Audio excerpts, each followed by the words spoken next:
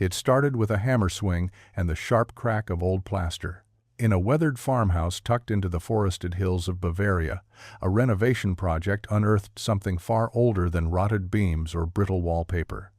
The Meissner family had inherited the house from a distant uncle, a reclusive man who passed away with no children and few visitors.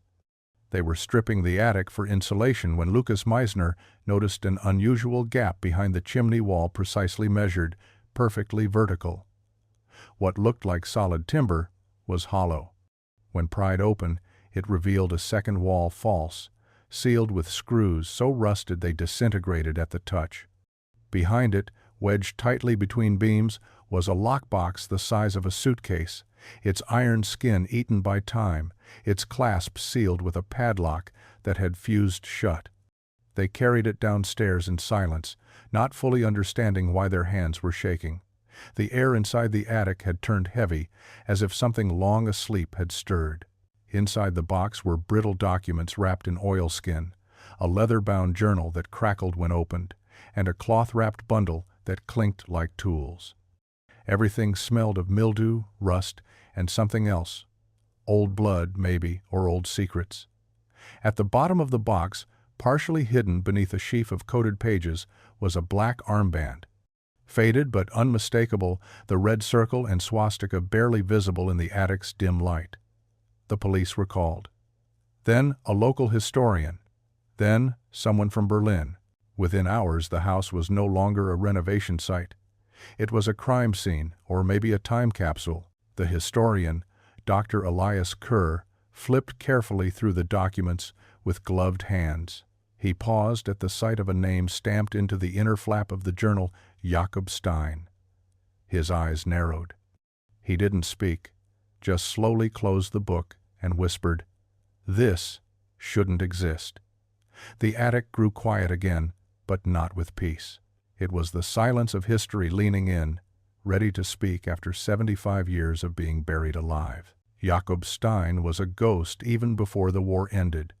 An SS Obersturmführer assigned to the Reich's most secretive intelligence division, he operated in the shadows of collapsing empires. Officially, he vanished in the spring of 1945, last seen leaving a government compound in the Thuringian forest with 2 briefcases and no orders. His name was listed among the missing in action, presumed killed during the chaos of Berlin's final days. But there was no body, no death certificate. Just a trail of strange reports and whispered rumors stretching from burned-out bunkers to alpine monasteries where the Red Cross never searched. Some claimed he defected to the Allies. Others insisted he'd been executed for treason by his own men. One theory suggested he fled to Argentina with other high-ranking SS officers, vanishing into the jungles under a new name. But among intelligence historians, Stein was different. He didn't just disappear. He erased himself. Entire mission logs were missing, communication transcripts gone. Even his personnel file had been redacted down to a single sentence. Stein holds clearance, level black. Nothing more. Level black didn't officially exist. The journal recovered from the attic was the first confirmed trace of him in 75 years. Its contents, though still partially undeciphered, referenced code names linked to Operation Werewolf, the SS's last-ditch sabotage plan for post-war Europe. But it also spoke of something else, something called Die Quelle, translated loosely as the source. No historian had seen that term outside classified Allied intercepts from the final months of the war. The context was always vague, the implications never clear. But Stein had circled the word repeatedly. Dr. Kerr, standing under the exposed beams of the Meissner's attic, reread the name and date on the first page, the 3rd of March, 1945. The ink was faded but untouched by water, as if the past had been waiting. The edges of the paper curled inward, warped from heat or haste. Kerr recognized the handwriting style, the clipped formations common among SS record keepers. But these lines were different, rushed, inconsistent, paranoid. A man writing not for a superior, but for someone who might come after. someone like them. The question now wasn't just what Stein had done. It was why he'd hidden the evidence in a house no one had lived in since 1951. And why, after all these years, it was finally ready to be found. The journals were unlike anything the archivists had seen. A dozen volumes, hand-bound in leather, the pages yellowed and brittle but astonishingly well preserved. The ink, iron-based and pungent, had barely faded. Some entries were in standard 1,940 seconds. German script, sharp, angular, impersonal. Others were riddled with abbreviations, symbols, and what appeared to be a personal shorthand, likely developed over years of intelligence work. Line after line of data. Names, coordinates, weather reports, field activity, mundane, at first glance. But then came the shift. Somewhere in Volume 3, the tone changed. The handwriting grew erratic. Paragraphs became fragmented, sentences trailed off or ended in abrupt symbols. Stein, it seemed, had begun writing for no one but himself. His precise records gave way to something else, paranoia, dread, or a form of unraveling that didn't belong in military reporting. He referenced dreams he couldn't explain.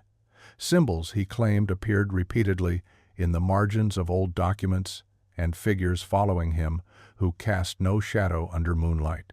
Tucked inside the final volume, wedged between pages describing a night spent beneath the carved hill, was something peculiar, a hollowed-out copy of Goethe's Faust, its center carefully cut to conceal a folded piece of paper. The cipher key. It was intricate, an overlay system combining a rotating alphabetic matrix with dates and quadrant positions from military field maps, a blend of brute logic and creative madness.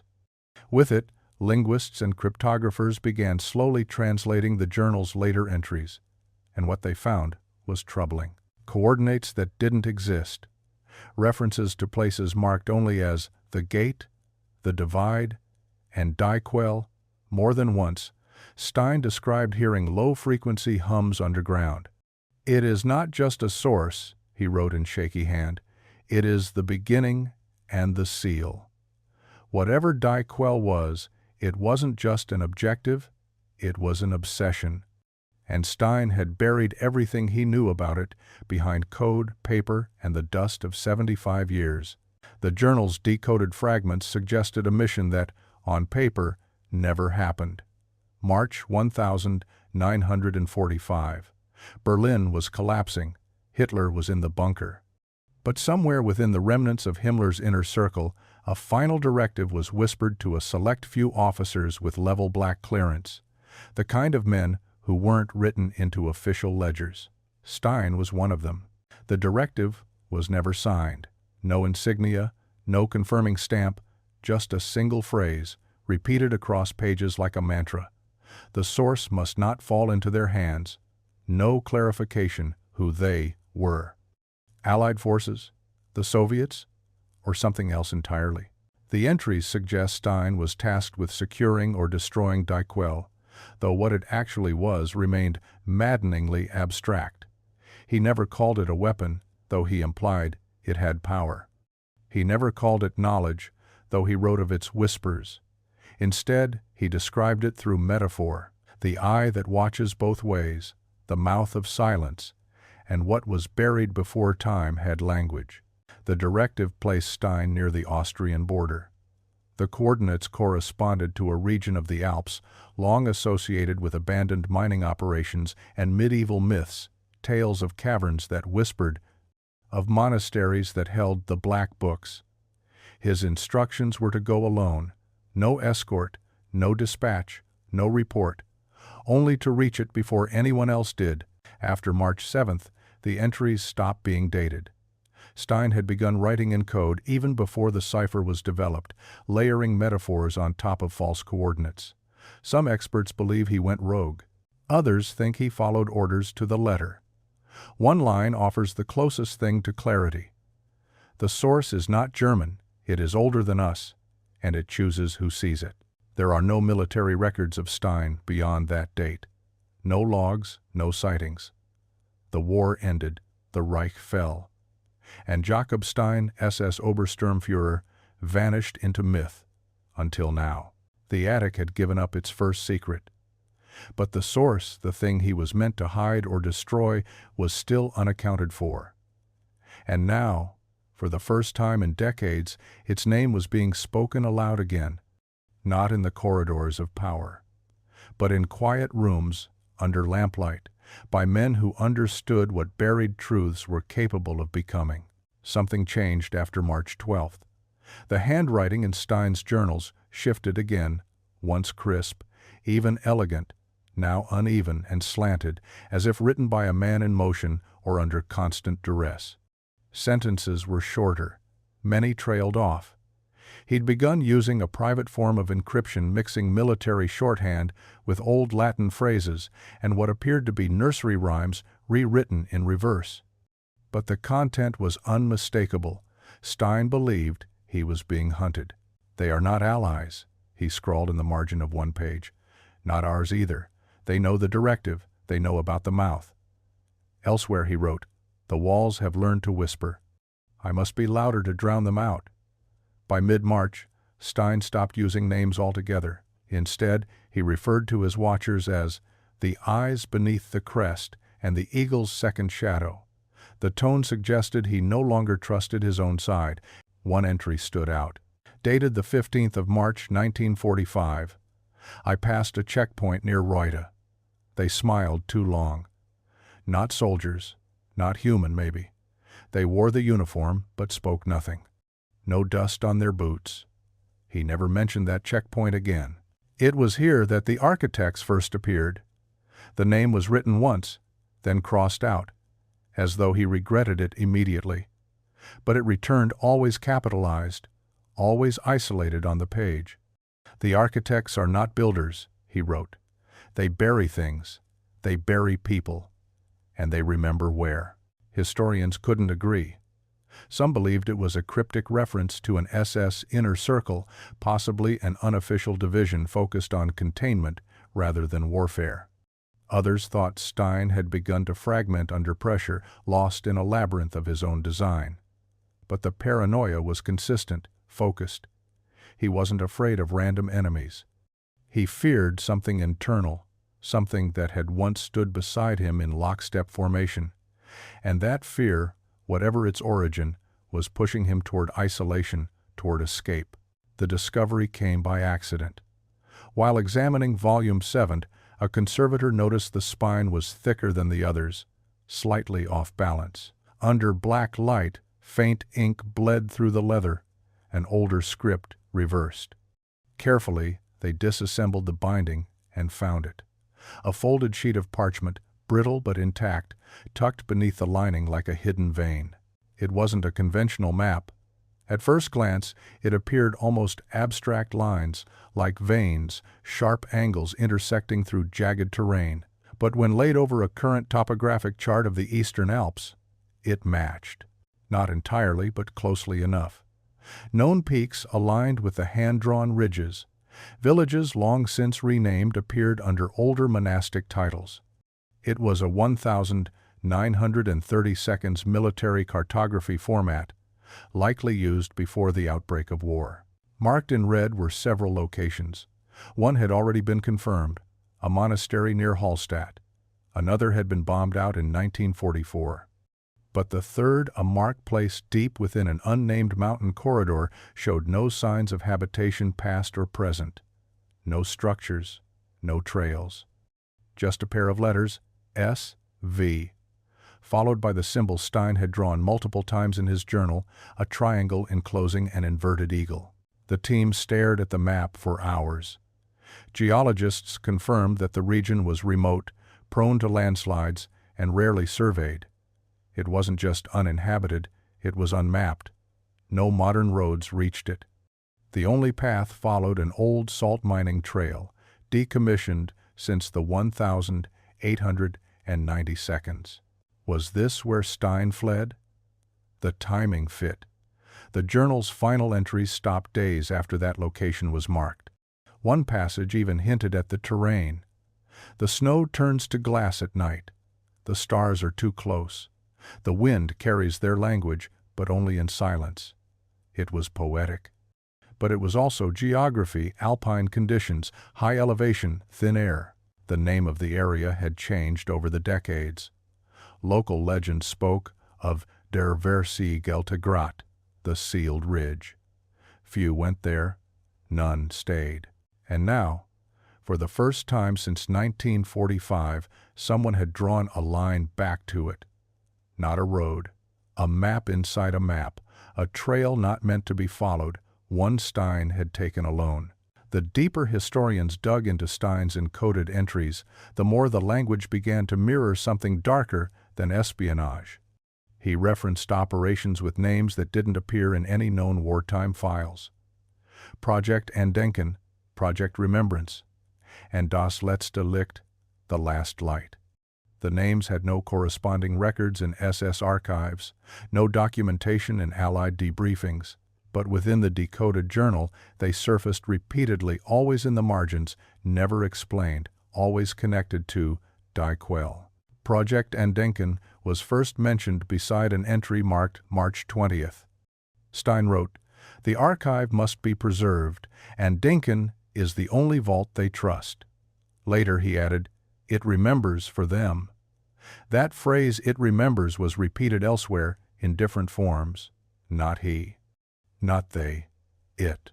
Das letzte Licht appeared less often, but with more urgency. One line read, "If Andenken holds the memory, letzte Licht carries the end." There was no context, no operational detail. But linguists noted a shift in tone when Stein used the phrase as if he feared it or believed it to be the conclusion of something irreversible. Cross-referencing those names revealed little except for one obscure mention in post-war American intelligence intercepts. A 1952 CIA report, heavily redacted, described an investigation into occult engineering programs run out of SS Sonderabteilung VI. With brief mentions of theoretical consciousness mapping, psychotronic resonance, and post-failure contingency vaults. The projects had been dismissed as Nazi pseudoscience, but the names matched. Some historians believe these ghost projects were part of Himmler's apocalyptic thinking, his belief that the Reich would survive spiritually, if not physically. The goal wasn't merely military victory, it was preservation. The journals seemed to echo this obsession. Stein wasn't safeguarding weapons. He was safeguarding memory, knowledge, possibly something ritualistic, cult-like. A system of survival for those who believed the Reich would be reborn in time, not territory. The strange symbols, the obsessive language, the codes within codes. It no longer felt like intelligence work. It felt like devotion. And Jakob Stein, whether willingly or not, had become one of its last guardians. The final pages of Stein's journal are unlike anything before them. The ciphers unravel into fragments, half-thoughts, numbers, single words surrounded by blank space. It's as if language itself had broken down. "Tunnel sealed," one page reads, "buried before sunrise." Another, "I left the second copy beneath the altar. If they come," it ends with light. But pieced together with field reports and local testimonies, a timeline begins to emerge. The 3rd of April, 1945. A farmer outside the village of Scharnitz reported seeing a lone man trekking through the snow at dawn. No coat, no insignia. Carrying a leather briefcase strapped to his back. The man asked no questions. He took nothing. He crossed into the tree line and vanished into the slopes. 3 days later, near Lotash Gorge, a postman spotted a similar figure descending from a ridge in civilian clothing. Boots, black with mud, face sunburned and hollow. He was headed south toward the Swiss border. That was the last confirmed sighting. But the most damning details surfaced years later. A 1947 customs report from a checkpoint near Street, Gallen. The entry noted a German male traveling alone under neutral business exemption, carrying documentation linked to a non-existent export firm. The customs officer flagged the paperwork as irregular but allowed passage. The name is redacted, blacked out in heavy ink, but next to it is a faint note in pencil. Accent Norddeutsch. Possibly military? The Swiss kept no record of his destination. The man vanished. Again. Some theorize Stein made it to a safe house in Appenzell. Others believe he died in the Alps, buried by snow and secrecy. But Dr. Kerr found something else. In the back of Volume X, pressed flat against the leather, was a name written in mirror script, J.S. Lept. J.S. lives. Was it a final defiance? A warning? Or a message left for someone else, someone who knew to look? The last journal entry reads only, "Die Quell is sealed. The architects won't find me. But if this is read, remember the source chooses who sees it." Then, nothing. No signature, no date.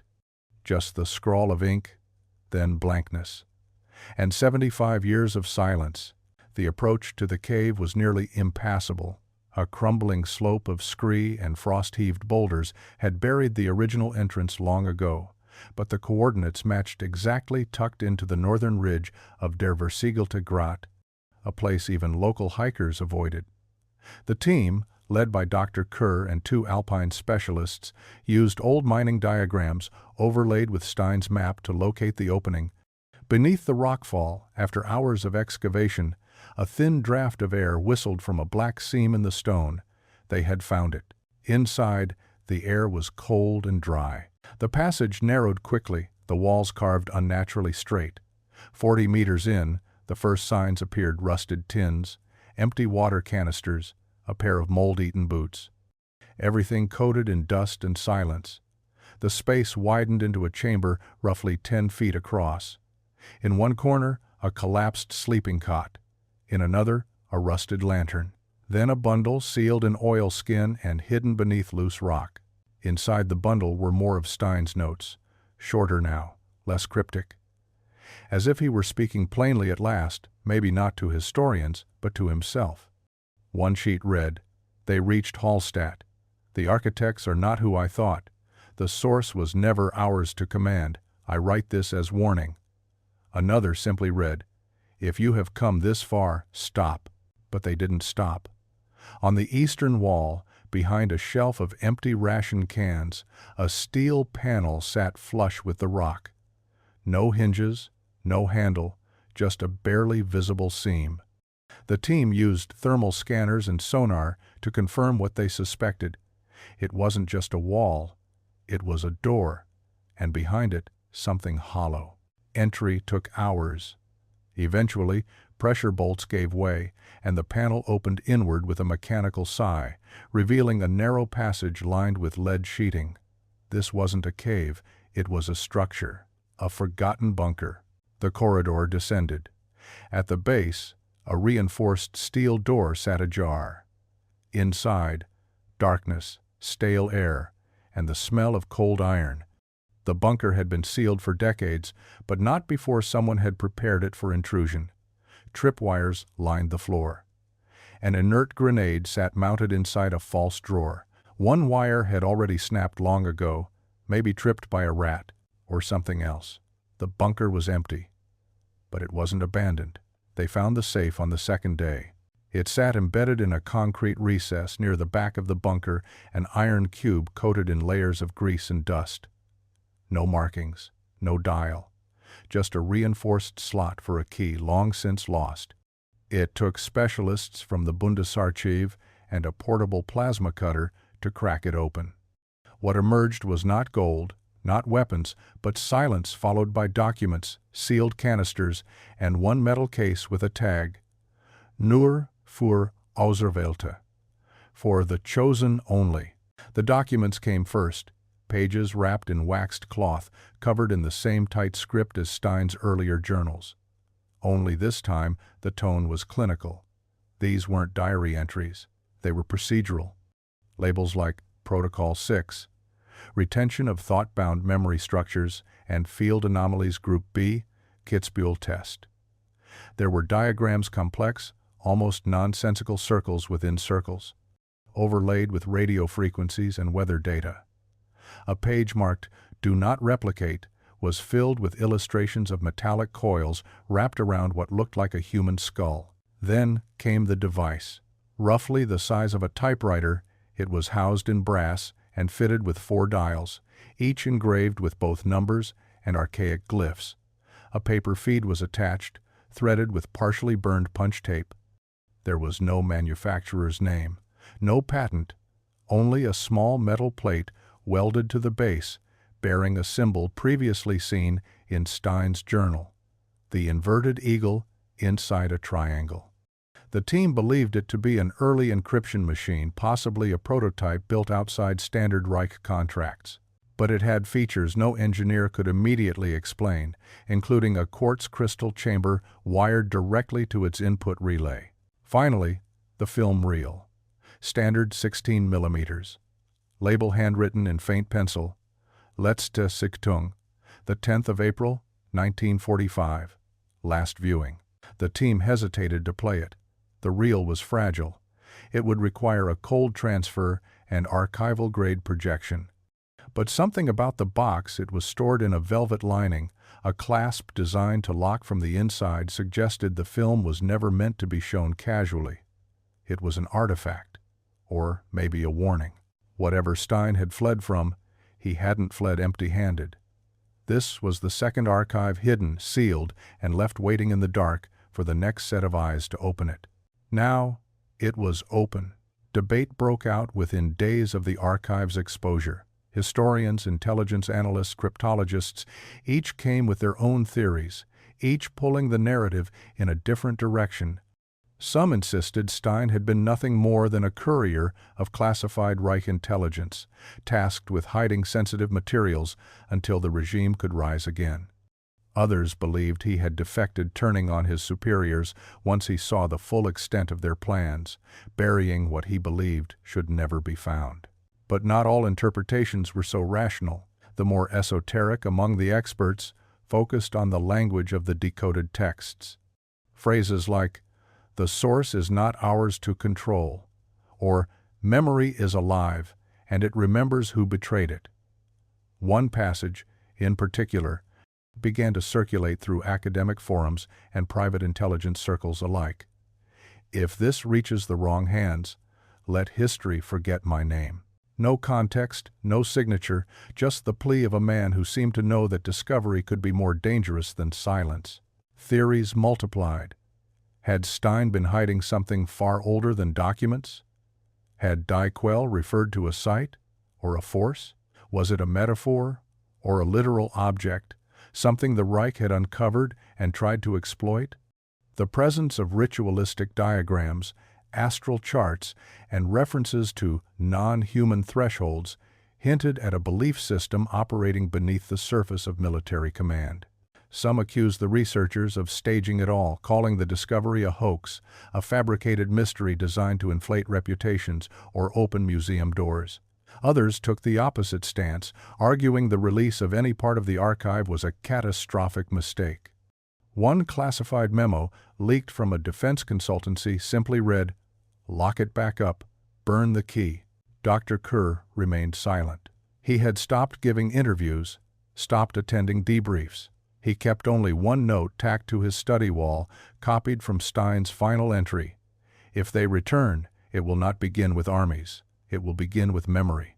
Whatever Jakob Stein had buried, it was no longer buried. The film was projected for the first time in a secured theater beneath the Federal Archives in Berlin.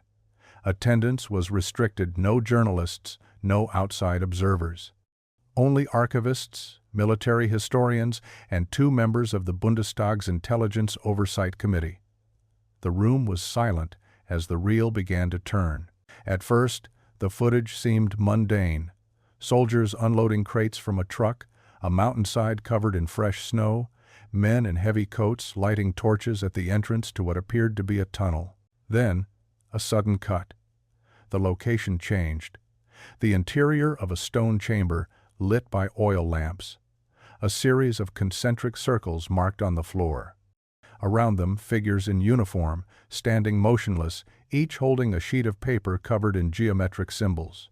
One man stepped forward. His face was pale, eyes unfocused. He placed a small black object round, pulsing faintly into the center of the circle. The film crackled, the audio distorted, then silence.